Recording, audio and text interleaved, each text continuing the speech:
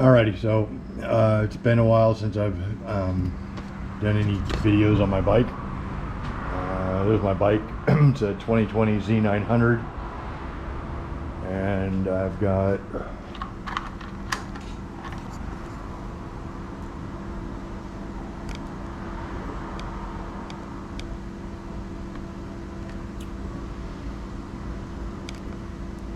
uh, 11,063 miles on it. So I bought this bike with 0 miles, and every one of those miles is my own. So there we go with that. Not sure about introductions or anything like that. I'm just trying to show you something I learned yesterday. So I ordered new brakes from EBC, the double H centered. This is for the front. Here's the part number. Same for that one. And then here's the back brakes, that number. Now, when you look at the front brakes, like I probably changed these way too early. I mean, even with almost, a little over 10,000 miles.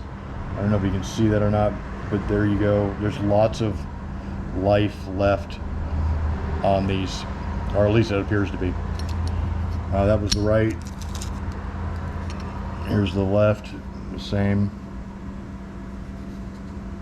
You can see by the wear lines that I'm not sure where they were at, but there you go. I just happened to watch a couple of videos of people, had changed their brakes at 10,000 miles. I actually recently just got the service manual, so I probably should read that for actual, service intervals or such. My point that I really wanted to point out today is that here's the original. You can see they're the blue, which comes from Kawasaki.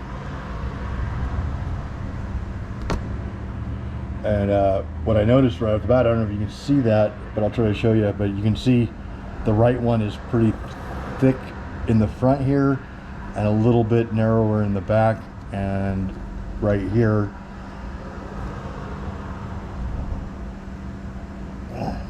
I'll see what it looks like when I look at it. Anyway, it's thinner here than it is here.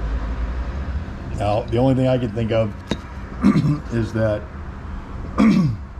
over time doing, adjusting the chain and such. Oh, you're not gonna be able to see that very well. But anyway, the only thing I can think of is that even being, even being a millimeter or two off on these blocks, to make sure that the rear wheel isn't lined, has affected the wear pattern of the brakes, which what I'm taking from that now is that I've not been thoroughly had them lined up. So anyway, I just wanted to mention that. I'm thinking that it's like fairly important. You'll notice too that if you look at the back brakes now, let me raise that up a little bit. You can see how thick they are in the back. Now when I did my brakes, which I did last night, I lubed the pin, made sure that this was lubed so that it can slide back and forth.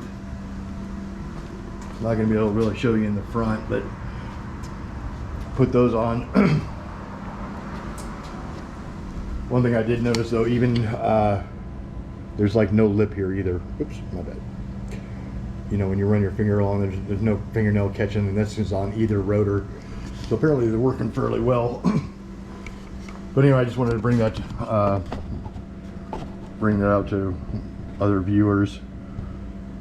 Like, I'm not here to tell you how to do anything or whatever, but I am kind of curious as, if anybody has any idea why it wore, the rear brakes wore that way, that'd be some useful information. Like I said, this is just, my little video to help other people. In regards to changing the brakes, very easy.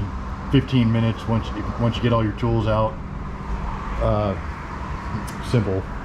You don't have to take the calipers off. You just pop that pin out right there, slide it out. This little spring pops out, and you can just reach with a little screwdriver, a pair of needle nose clips, and you just go, and they slide right out both sides. Same thing with the back. You just pull this pin out right here, which is a 6 millimeter. This is a 12. And then voila. So today I went out and rode for a little while. First thing I did was, I was once I put the brakes back together was, you know, squeeze the front brake, make sure I had brakes again. Same thing with the rear. And then this morning I went up and down, there's a hill right beside where I live, so I went up and down that multiple times, you know, at 20 miles an hour, then brake, you know, to bed the brakes in. Anyway, anybody's got any comments, positive or negative, just let me know. I appreciate it. Thank you very much. Till the next one.